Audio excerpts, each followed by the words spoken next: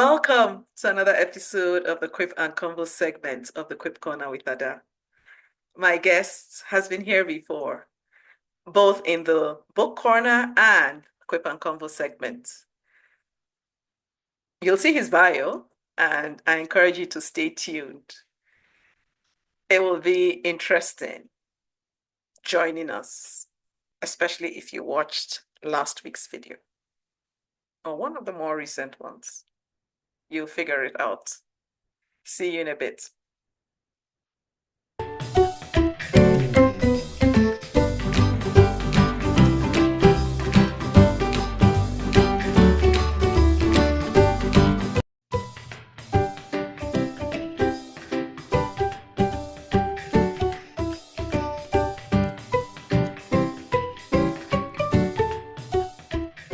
Welcome back to the Quip and Convo segment, Stephen.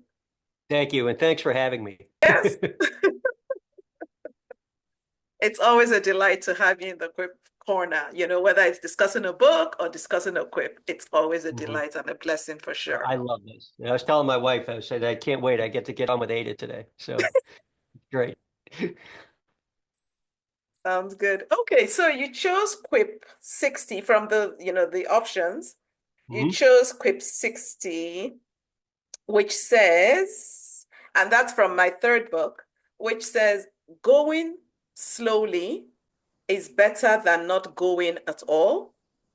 Growing slowly is better than not growing at all. Yep. And as I was telling you before we started, this really Mhm. got my brain moving. Yeah. And um, you know, I'm not even sure that there's a better alternative than going slowly and growing slowly. Hmm. And I started thinking about like not mundane, but kind of everyday things. Yeah. Like if I'm learning to play the piano, Yeah. I can't start with Bach, right? I've got to start with the scales. Yes. Yes. And if I'm a baseball player, Hmm. when I'm 9 years old, I can't be on the big field. I've got to be Yes. on the little field. Yeah. And everything's a building block. Yeah. And I remember back when years ago, I was a teacher. Hmm. And the educational theory that I grabbed onto the most was called scaffolding. And what Okay. that means is that in every kid's brain, there's a scaffold, and it's different for each kid. And you have to find the thing in that brain that you can build more scaffolding on. Oh. So, like, I had kids that if you just talked regular math, forget it. And this is so long ago, there was still cash running around the world. But if I threw coins on the table, they Yes. could count it like that. So I would use that as to build the scaffolding for fractions, Yeah. Yeah. start building it that way. And so I really got to thinking about, is there anything in my life ever where I've rushed it or I've Mm. made it urgent and it's worked out well? Um, Mm. and the only thing I can think of is that I woke up on a Wednesday I guess it was a month of June way back in the 80s, and decided I wanted to get married. And I asked my wife on Friday. I didn't put a lot of thought into the planning. Other than that, I've never done anything really quickly. Um, and and that worked out. So, Yeah. but at the same time, I didn't ask her to marry me after our first date either. We Yeah. had to know each other. And Exactly. There was a process there. Yes. yeah, Time. exactly. Yeah. And and I started to think of it in spiritual terms or God terms, faith-based Mhm. terms. And I, I think patience is something that God continuously requires of us. Yeah. Um, and what's one of the fruit of the spirits in Galatians is Yes. patience. And to me, patience is a slow, steady process of Yeah. building up to where you want to go. Hmm. And the Psalms all talk about patience, and there's be still and know that I am God. And Yeah. there's so many quotes about it that I really got to thinking. And then I got to thinking about my personal journey in Okay. life. And you want me to just keep going with Yes, just what I please. thought? And I thought about three things in my life. And we've talked before. There's been a lot of alcoholism and addiction Yeah. around me and my family. Not me Mm-hmm. personally, but around me Yes. and my family. Yeah. And watching people recover. And Mm-hmm. fortunately for me, all of the addicts in my life are in recovery right now. Praise God. But it's a one step at a time process. Yeah. First it's just stop, right? Mm-hmm. Then it's figure out what you need to do to stay stopped. And Yeah. then it's grow through the steps if you're Yeah. in the 12-step program. Then it's help someone else and it's build it up. And Yeah. then Yeah. I'm very involved in Al-Anon, which is the family support group, and it's the Yeah. same thing with us. Mm-hmm. Uh, Most Al-Anon members would tell you the first meeting they went to, they never felt they probably felt something along the lines of, I never thought I'd feel good about anything again. And then after a year or two in the program, they're flourishing regardless of what's happening on that side of their life because they learn the steps to live with it and Yeah. the ways to live with it. And that's a slow, steady process. Yeah. And I started thinking about people in the Bible. And, I think, and I don't agree with this, but people always like to criticize the disciples because they couldn't quite figure out who Jesus was when they were with him, and they're always Okay. questioning. And Yeah. I'm thinking, well, for us, it's pretty darn easy because since we were like 2 feet tall, people have been telling us the end of the story. Exactly. You already read And the end of the book. exactly. So they had to have that long, gradual process to Hmm. understand who and what Jesus was. And then Yeah. they brought it to us, right? You and I Yes. aren't sitting here today without them, Yes. most likely. And there's Paul. He had that wonderful experience where Jesus spoke directly to him when he got Yeah. knocked off the donkey, but he Hmm. still had to disappear to Egypt Yeah. and figure out what it meant. Hmm. So Hmm. I think going slowly is how we build up strength and consistency, and it's how we build up the experience. And I remember professionally, I was a very impatient person in my professional life in the sense that I always wanted the next step up. Yes. And I would generally get the next step up, but I would get it further along the line in my career than my impatient person Self would wanted. have preferred But I always realized when I got it, I wasn't ready at back the then. time. Yeah. I needed experience and Hmm. I Hmm. needed to learn and all of that. So I truly, I think that this is such a pearl of wisdom. Going slowly is better than not going at all, and Yeah. growing slowly is not growing at all. And I mean, I think it's possible that there's an accelerating event as far as growth is concerned. Hmm. If something major happens and you learn, boy, I never want to do that again. But then Yeah. you have to figure out how to implement that. Yes. And I thought of that this morning. And I did, it's funny, I did a talk about this a few weeks ago, uh, way back in my 20s. So, I mean, I think George Bush was the first George Bush was president. Okay. Yeah, when it happened. I did something at work that wasn't illegal, but I was not happy with the decision I made ethically. Mm. And I made the decision because I was afraid of losing my job. And that night, I said, I am never, ever going to do that again. Again. Now, that's a quick period of growth, Yes.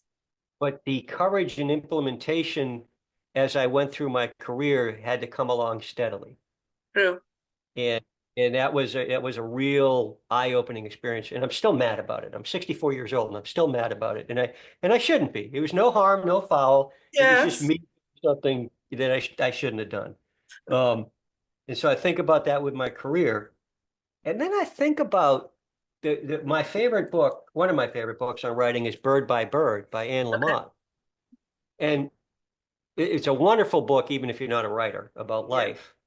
But the whole point of the book is when you write, you can only write one sentence at a time. And the reason it's called Bird by Bird is, and I'm super paraphrasing, but I think it was her little brother had a school project about birds, Okay. and he was overwhelmed by, The how big it volume. was. Yeah. And it was your mother or somebody, and I may get the facts wrong, but I got the concept right. He said, well, you got to do it one bird at a time. Yeah. And that's the going slowly. Yeah. And, there's the great, one of the things I learned in the 12-step programs is this great phrase, which I researched it. It's attributed mostly to Eisenhower, General Eisenhower, back when he was a general, is uh, things that are important are rarely urgent, and things that are urgent are rarely important. Hmm. And when I think about that, that really resonates with me. Yeah. So you got my juices flowing, and I know I'm just kind of talking here, That's but nice.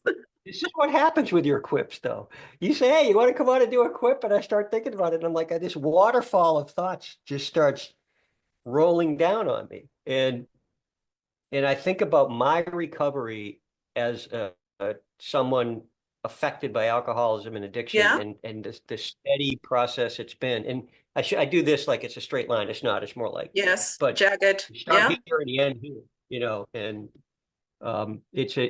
this is a pearl of wisdom. This is a pearl of wisdom you came up with this quip. And All I the like glory it. to And God. Ace. Yeah, he drops these gems. So yeah, it's a great one. So anyways, that's what you got me thinking about today. Yeah. And well, not today, but I Yeah. was I was rolling it around during the week, and then it coalesced this morning when I was thinking about coming on here. Yeah. Uh, Anyways, that's where you when you talked about bird by bird, the what I remembered is this, and that's a question I usually, put to my team members. I ask, how do you eat an elephant? right. Yeah, exactly.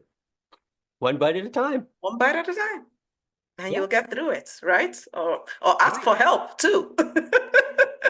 Well, and that is the other thing is it, going slowly is better than not going at all. And in very few circumstances can you do it without community around you, right? Whether it's faith or work or Yes. even, I write novels. I mean, even Hmm. that's a solitary pursuit, but Yeah. a novel's never done until you work with other people to get their input and their Yes. advice about how it's put together and Hmm. characters, all that sort of thing. Yeah.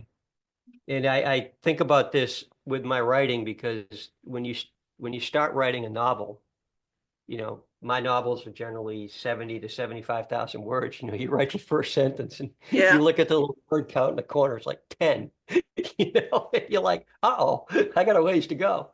And Stephen King had that great line, if you just write 300, if you write a page a day, Hmm. 300 words, in a year you'll have a novel. Yeah. Um, Yeah. and that's the way it has to work. And you have to be patient with yourself and you have to forgive yourself for when you're not as productive as you want to be. Yeah. And And and the so, point you just made is back to consistency. yes, it's consistent effort, right? Yes. And I Nice. was thinking about it, you need to have a goal, right? You need to have a goal, a task, a plan, something Yes. you want to accomplish, and then you need to have the patience to work your way through it. True. Yeah. I like those, like, every once in a while, like there'll be a movie will come out and there'll be some actor you've never seen before who's like, 35 years old, and they become this massive star, and they Yes. say they were an overnight success.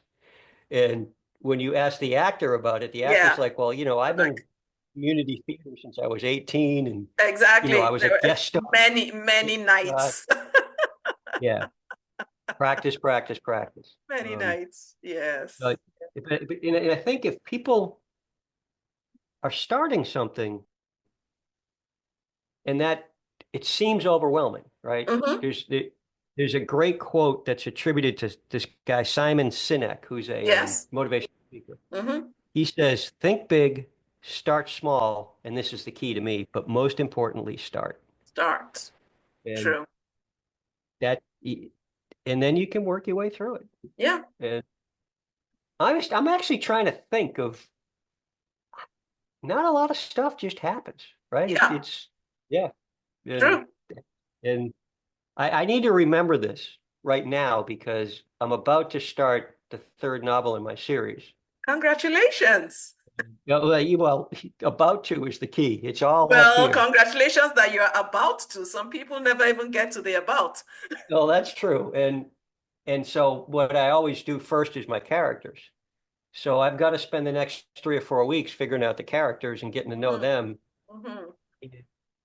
I tend to get so, I get to know a character, like that character named Ada in the book. And Yeah. I so want to write as soon as I get to know her, but I can't because I got to get to know everybody around her and then figure out Yes. where I go. Community. Yeah. Nice. So yeah, Yeah, wow, wow. Well, thank you for sharing your thoughts. I really yeah. appreciate how you know, unfolded this one. I'm sorry I jumped in so enthusiastically and didn't leave you room for No questions. apologies. No apologies needed. No apologies needed. Yeah. I Yeah, mean, sometimes I say to people, speed kills, yeah. but being stuck doesn't help either. You just need to make some progress somehow. Just take a step. Hmm. And it's okay sometimes to, I remember my dad taught me this, is when I was first in my career, Hmm. yeah, sometimes I get so spun up about something that was going on that I Yeah. would lose my effectiveness as I Ah, got tired towards the end of the day. And my dad said, sometimes just if you don't have to turn it in at 5 o'clock that day, put it aside and look at it in the morning. And when yes. I started, and it's Fresh. amazing. And then all of a sudden you're like, oh, there's the answer. Exactly. And yeah. And he still guides me with things like that. I mean, Nice. passed away for a long time, but he still guides me with things like that. And Well, that's the sometimes, thing about those nuggets from our parents, right? mhm, Sometimes they just come to you and you be like, yeah, mom said yeah. that, dad said that. So, yeah. I mean, I can honestly say, and this is a little off the topic, but the guiding forces in my life are still both my parents. Mm-hmm. They're both Nice. like my mom's been passed away for 10 years or 11 years, and my father for 20, and they're still the Wow. guiding Yeah. force. And I'm still scared to death to do something that I would have to explain to my mother and have her go, "What did you do?" You know, I'm still scared to death of it. It's just because she would just rip me wide open. So that wouldn't Yes, be good. yes, yes. What would your mother say to you? No, I mean, seriously, what would mom say about this? It's Beautiful, not, right? To have that yeah, kind of impact, it and a is. legacy left behind, of course. Yeah. Yep. Nice, nice. Thanks again, Stephen. I really Oh, appreciated this thank you. conversation. And thank you for the opportunity. You're welcome. And of course, you know that you'll be invited back. I hope so. I love this. Thank you so much. I really appreciate it.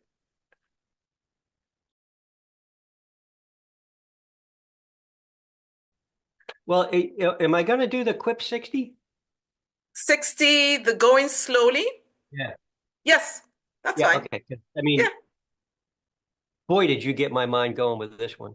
And Okay. So why I don't could, we get started? all right.